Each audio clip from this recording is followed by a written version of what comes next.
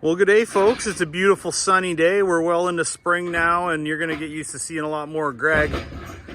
This is a beautiful little workshop building that we built for a gentleman here in parts unknown, Ontario.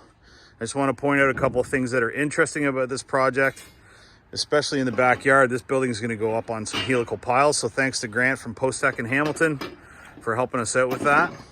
What we had to do here was make a space. So they were kind enough to remove the fence, get rid of some of the vegetation. We're going to come through here with the mule, with the building, and then we got a bit of a challenge ahead of us to get the building into this landing space. So some of the neighbors are over to watch us do our thing here today.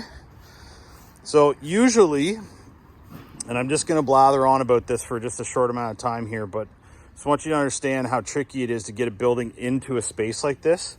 Usually what we want on the other side of the building, like on the back side of the building, is at least double this amount of space. This is about 3 feet from the end of these helical piles to the fence.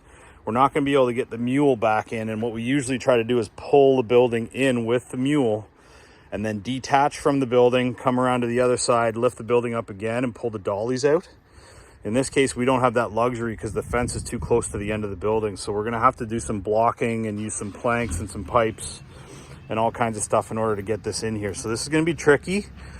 It's something that we're perfectly capable of doing. It just takes a little longer, and it's a little bit of mucking around with it to try to get her in there.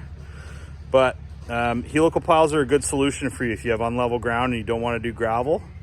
It's a similar cost to doing something with gravel, and it's a nice solid permanent solution that gets the building up off the ground a little bit. So we got some work here to do to make this happen, but just bear with me, I'll be back.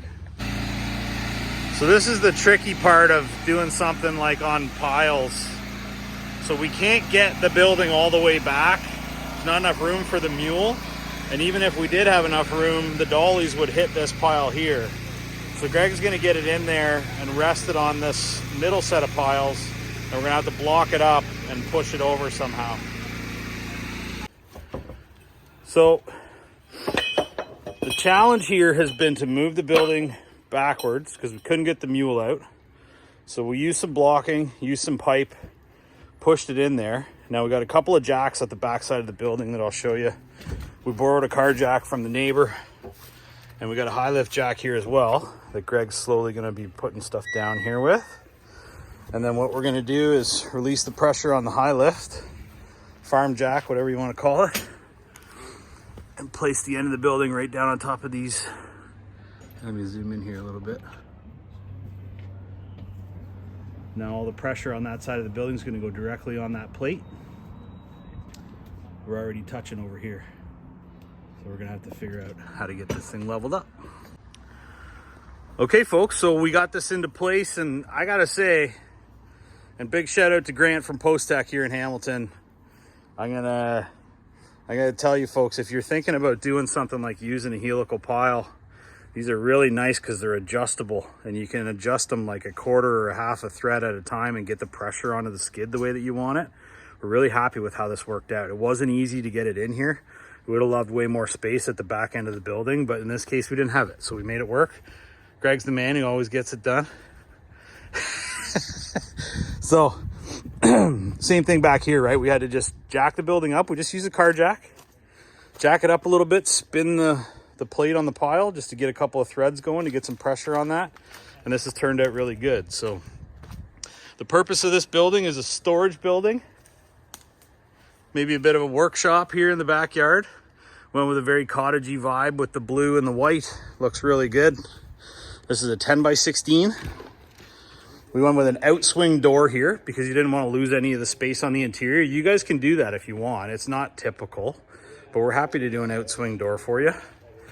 And on the inside, like all of our Taiga package buildings, we have a beautiful pine-lined interior. This is R14 rock wool in the walls and the ceiling.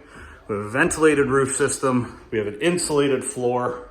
All that stuff is included when you buy an insulated Highland outbuilding from us, guys, okay? So the Taiga package includes all that stuff, the ventilation, the insulation, the vapor barrier, the house wrap, and the pine. Now, a bit of a differentiation in this building compared to most. You can see how these windows are very high off the wall.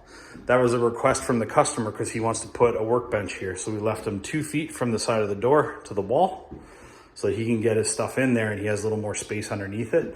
This is atypical. Usually that window would be lower in the wall. So here you go, another Highland outbuilding for you. It's coming to the end of April. Today is my anniversary. My lovely Jen and I have been married for 14 years today. So I'm gonna get home and take her for supper.